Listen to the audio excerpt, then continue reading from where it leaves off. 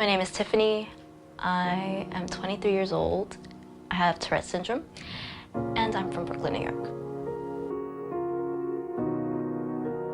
I was diagnosed with Tourette Syndrome when I was 17 years old, so I was a senior in high school. Basically, what that means is you have both motor and vocal tics, and you can't control them.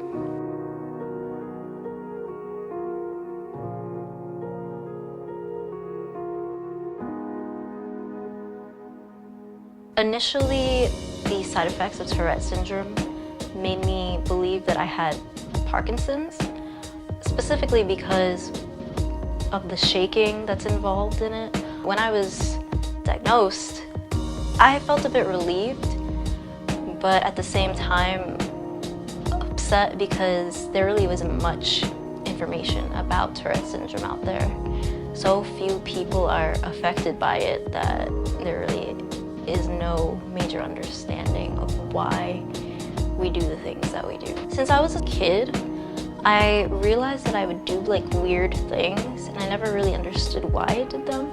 For example, I would sniff a lot and it sounded like I had a runny nose to my parents, so they would always tell me to blow my nose. And I would blow my nose until it was raw, even though I didn't need to, just to appease them.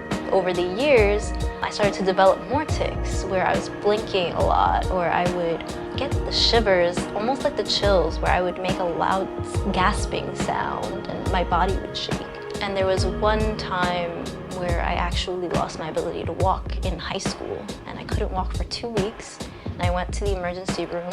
They told me that I was just exhausted. So I had actually been misdiagnosed for a really long time.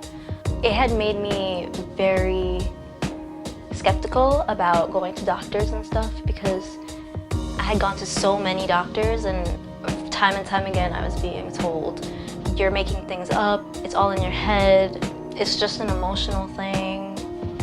So I just felt like no doctors understood me. Everybody thought I was crazy. Finally, being able to get that diagnosis was really helpful for me because it reaffirmed that I knew what I was talking about, that I wasn't crazy. With Tourette syndrome, tics are just the tip of the iceberg.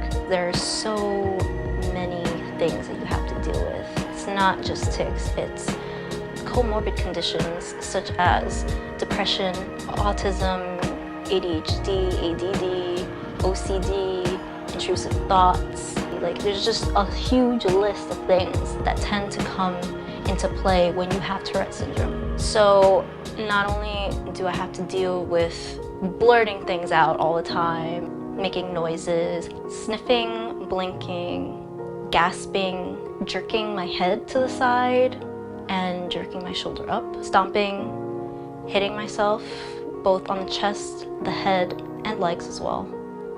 Oh, and I lose my ability to walk. How could I forget that? I often have to use a walker or a cane because my legs give out on me.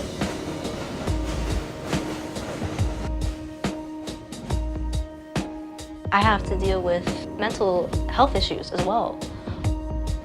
I've had suicidal thoughts, and this has impeded on my ability to complete work at school, to do things around the house. Simple things, just like exercises, washing the dishes, getting out of bed.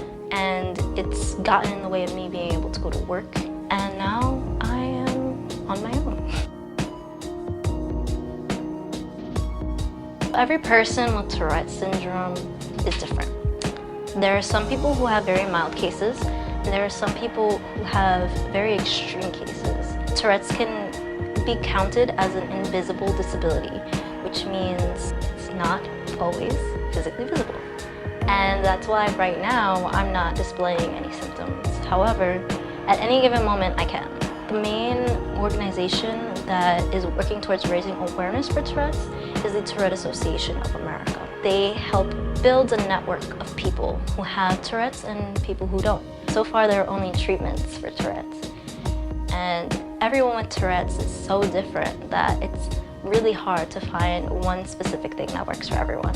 There are a plethora of treatments for Tourette syndrome, because everybody is so different that it's impossible to find one simple thing for everyone. For me personally, I use Prozac, Klonopin, Clonidine, and Haldol.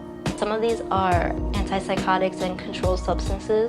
They're basically supposed to help with my mood, and they're supposed to help relax me because my body has so much energy that I need to calm down. So the medicine helps stabilize that, which is what helps me to appear how I am today, which is surprisingly calmer than you would expect.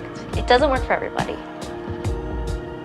but I would not be against people trying medication because before I went on medication, my symptoms were just completely out of control and I couldn't even leave my bed sometimes because I was moving so much. It looked like I was having a seizure. I couldn't feed myself, I couldn't go to the bathroom on my own, I couldn't shower. I live in New York, and the most convenient mode of transportation is the subway. However, when you have a disability, it is not the most convenient mode of transportation.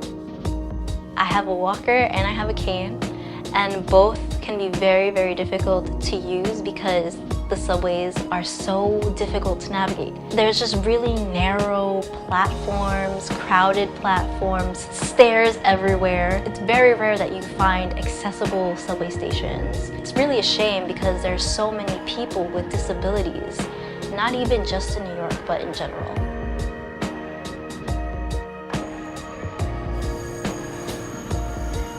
There are many things that I considered doing with my life. I thought about being a sociologist, working in social work.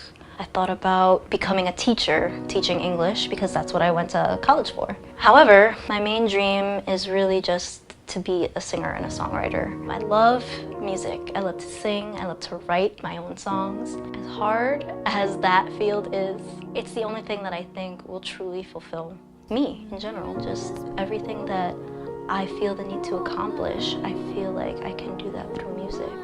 It's such a huge part of me that when I don't sing for a day, I feel like I haven't lived. On this journey for about 5 years, trying to figure out what works for me and what doesn't, and it's been very long, it's been very hard, but luckily I think I've finally gotten to the point where I'm leveled out, and hopefully it continues on that way. I just try to take it day by day and not put too much pressure on myself to do things that society says a 23-year-old should have done by now. Having Tourette's is something that I really needed to get adjusted to, and now I'm at the point where I finally accept that part of who I am and that part of my life, and I'm starting to understand that there are some things I may not be able to do, but there are other things that I can do if I just find an alternative way of doing them. When we see something that's different, we automatically question it and we get scared. And I think when I talk about Tourette's to people, people get very uncomfortable because they don't know how to deal with it. They aren't accustomed to being around somebody who has it. And the more that we talk about it and the more that people are around it, the easier that conversation is going to be, and the better we can come to understand one another. There are so many instances where people have come to me and asked what I have and then tried telling me what I have instead of just listening to me, making like assumptions about my health as if they were doctors when they really don't know anything about it. And that's actually pretty offensive. Also isolating because it makes you feel like nobody really understands you, and it makes you want to detach from everyone because it's just like, okay, I can't deal with this anymore. Nobody understands me. If we can discuss Tourette syndrome and we can discuss disabilities in general with people and raise awareness, then we'll just be able to interact better, and there would be less misunderstanding and more compassion.